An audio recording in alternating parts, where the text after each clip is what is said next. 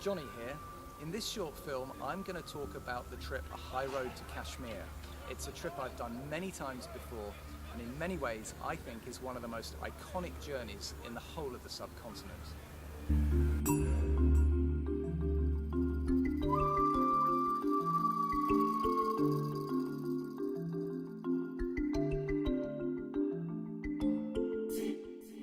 So the trip itself, well, it starts in the Indian capital, Delhi, from where you fly up over the Himalayas to Ladakh. Now, Ladakh is a former Buddhist kingdom on the Tibetan plateau, a place that's renowned for its hugely spectacular Buddhist monasteries, its wild landscapes of mountain deserts, and its lush green valleys.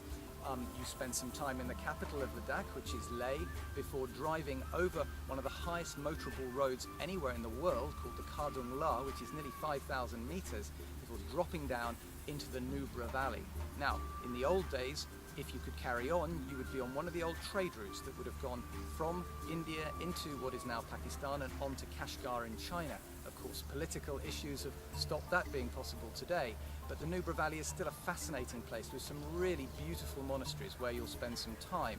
From here you'll come back to Leh, and from there head on what is probably one of the most spectacular roads in the whole of the Himalayas, over what's called the Zojila at 4,000 meters and down into the beautiful Vale of Kashmir. Now, the Vale of Kashmir is one of the most iconic travel destinations anywhere in the world. Indeed, you could say it's the oldest tourist destination there is, as the Mughal emperors used to come up here in the summer to escape the heat from their capitals in Delhi and Lahore.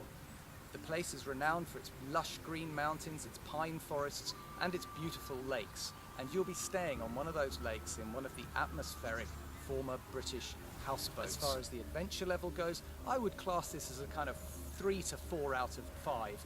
I wouldn't say it's radically adventurous, but it is quite hard. You're traveling at reasonably high altitudes. From Delhi you fly up to Leh, which is 3,500 meters. You travel over a couple of high passes, therefore you need to steel yourself with a bit of fortitude to enjoy the trip. That said, you're staying in some very good accommodation. Obviously in Delhi you have a 5-star hotel.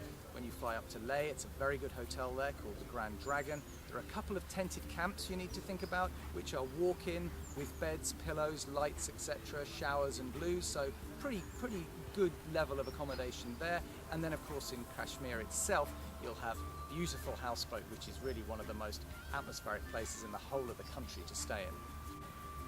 As far as security is concerned, this has improved radically in the last decade.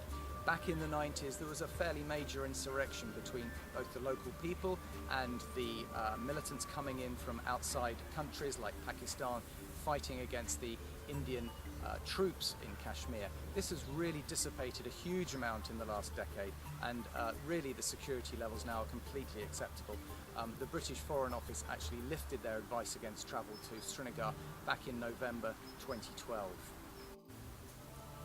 And lastly, you'll be travelling at a really great time of year, during the summer where the days are long, the leaves are all out on the trees. Of course, one can't guarantee no rain these days, but it should be one of the nicest times to travel. All in all, the High Road to Kashmir, I truly believe, is one of the most fabulous trips, not only to Kashmir, but in the whole of India.